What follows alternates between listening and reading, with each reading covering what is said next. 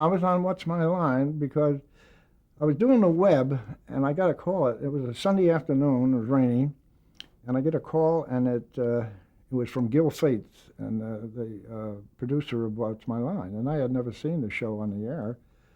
So I said, what the heck does he want? And so I go in the control room and he said, the one of the contestants, a hula dancer, has been grounded in Chicago due to the snowstorm.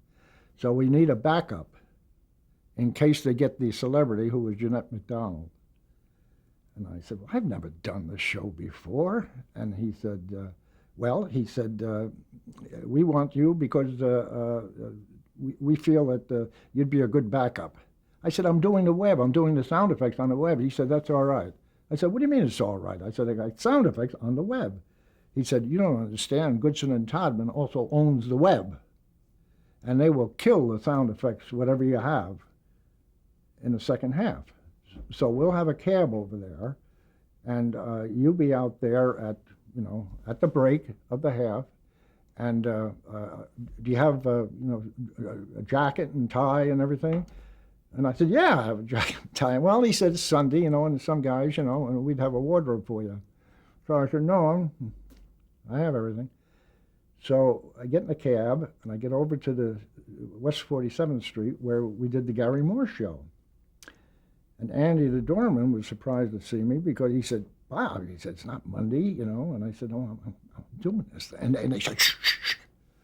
And they were shushing me all over the place, they didn't want the panel to see me or hear of me. So I went in. I said, what am I supposed to do? And they said, when they call your name, will the next contestant please come in and sign in, please? You go in, sign your name, walk over to John Daly, and then he'll tell you to go down the panel. I said, okay. So as I walked out, I noticed that the camera operator turned around to the outside of his camera because he couldn't believe it was me. He thought his lens was wrong. So anyway, I walked out and to John Daly, and then he said, would you take a walk down the panel, please? And it was Dorothy Kilgallen, I remember, was there.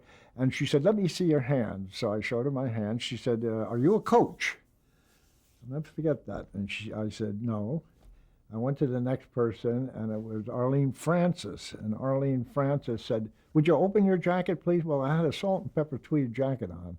But what I didn't, on the inside pocket was a big ink spot, my pen had run. So she said, may I see the inside of your jacket, please? And I went like this. She said, ooh, yeah, that was quick. Because I didn't want the spot to get caught on camera. So anyway, none of them guessed me. So we sat down, and then they started asking questions, and so then John Daly would say, well, just a moment, and he'd go like this, literally. No, the answer is no. I meant, almost turned to him and said, I didn't say anything. But anyway, so because he knew how to keep it going. And so they didn't get me, and he said, this is Bob Mott. He did the sound effects on the show you just watched on the web. So I got $50 for that. And so the next day, I was walking past Colby's, which was a kind of a watering hole for everybody at CBS at 524 West 57th Street and Madison Avenue. And he was walking past, and I said, hi, John. He just kept walking. So I said, well, that's the way. That was my moment in show of fame. 3 months later, I'm Sears, and I buy something, and I write a check, and I give it to him, and he looks up and he says, I've seen you before, haven't I? I said, I don't think so. Yes, you were on What's My Line. So that was the power of television in those days, that a show like What's My Line was watched by everyone, just like Gleason was watched by everyone, and Burl was watched by everyone. And certain shows, people ran home, to see these particular shows.